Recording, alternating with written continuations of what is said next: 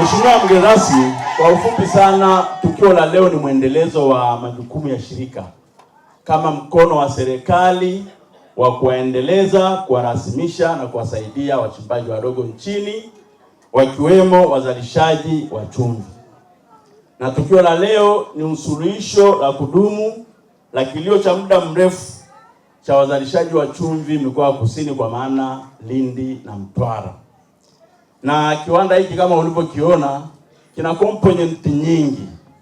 Kwanza kuna kiwanda chenyewe, lakini kama tulivyoona kinaenda mpaka mwisho kwenye huduma ya packaging.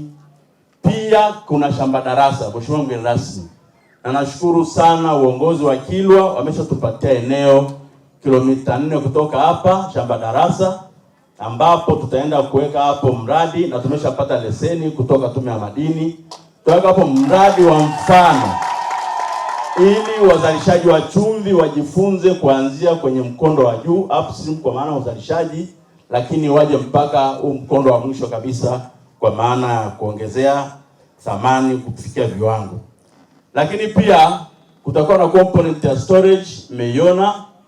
Pia kutakuwa na ukumbi wa mafunzo, na vile vile hii itakuwa ni kama kituo cha kuendelea kufanya utafiti wa kuhusu masuala ya chumvi. Mheshimiwa mgeni rasmi, kwa maana kiwanda hiki gharama ya mradi huu kama tulivyoweka kwenye business plan itagharimu bilioni 4.5 mpaka kukamilika. Lakini sasa hivi tumeshatumia bilioni 3.1. Na kama mnavyoona bado shughuli zinaendelea zile za extension services. Mheshimiwa mgeni rasmi, namna ya kuendesha kiwanda hiki ni kwa namna mbili. Kwanza tutakuwa ni wanunuzi wa chumvi ghafi sisi kama STAMICO. Kwa hiyo wazalishaji wa chumvi, kama mna chumvi yenu popote, tayari hili ni soko, leteni hapa mpate pesa, mrudi mkazalishe tena.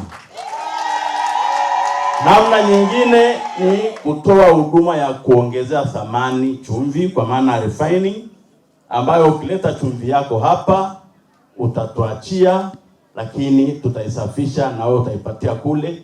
Ukitaka tukutolee na brandi yetu ni sawa, lakini ukiwa na brandi yako pia tutakuwa tuna accommodate hilo.